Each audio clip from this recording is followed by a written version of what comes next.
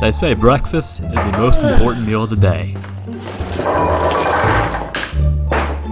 But why is it so hard to find something healthy to eat? It seems like everything I buy is actually the same food in disguise, because it's high in carbs like sugar and low in nutrition.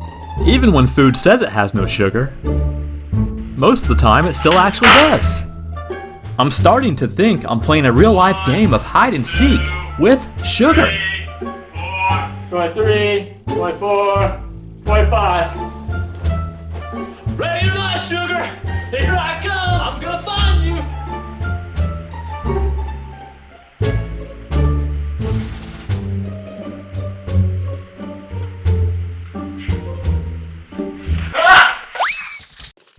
It's like these food companies don't care about me at all. Well, joke's on them, because they are all about to be taken out of business. Introducing the peanut butter and spinach sandwich. That's right, you tell your mom I said you're welcome. Peanut butter and spinach. Add some bread, you can put it in your mouth. Peanut butter and spinach. Add some bread, you can put it in your mouth. The peanut butter and spinach sandwich is the healthiest breakfast food on the market. Spinach is packed with vitamins and minerals your body needs every day. It also has 14 grams of protein, your daily requirement of wheat, and only 9 grams of sugar.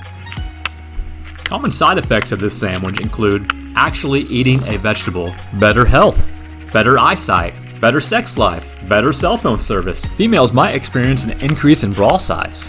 People might stop by your house and hug you. Don't be surprised if you live longer than Abraham from the Bible.